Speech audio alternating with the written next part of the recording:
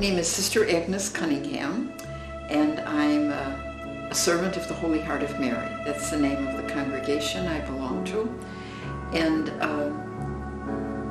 I came to Champaign about 5.5 years ago to be the superior of the sisters in this local community. I had taught for a number of years at the seminary in Mundelein, Illinois.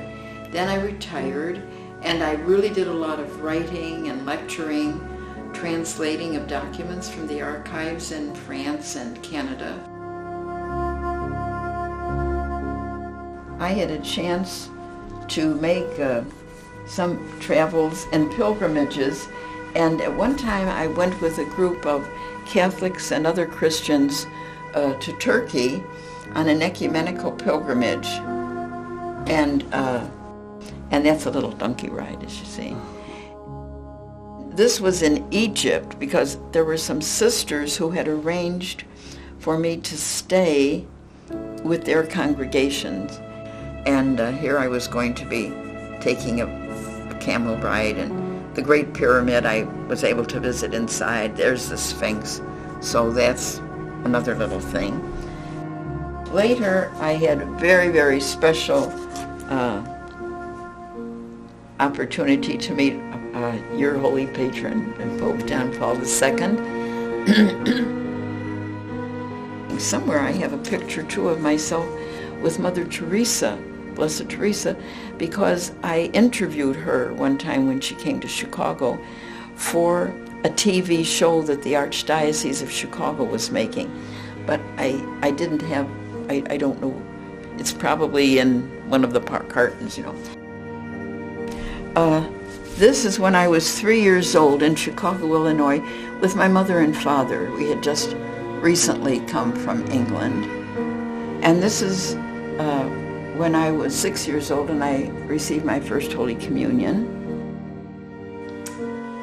At one point, for 1 year, we lived in St. Gall Parish, which is over on 55th and Kedzie. And that was the only school in the Archdiocese of Chicago where the sisters to which I belong, to whom I belong now, were stationed and had a large grade school.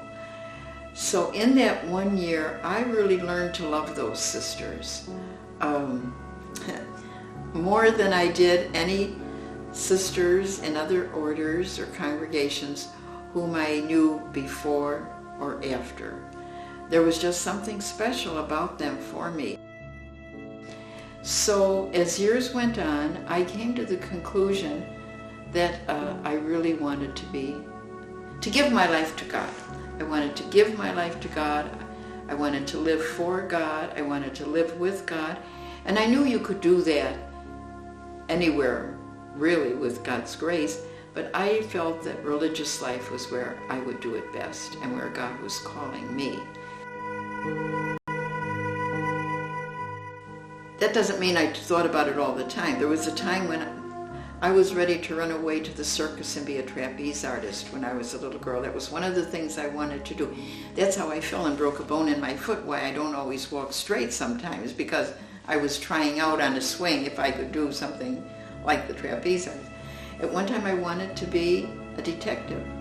So there were many other things that appealed to me along the way. One time I wanted to be a dress designer.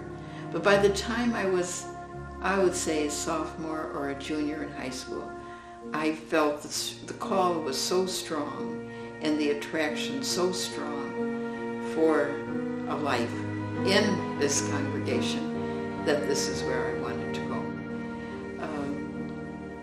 I think sometimes when I've seen friends of mine marry and have happy marriages and children, I've thought, well, that would have been a beautiful life too, and we could have lived for God. But I never felt it as a sacrifice. And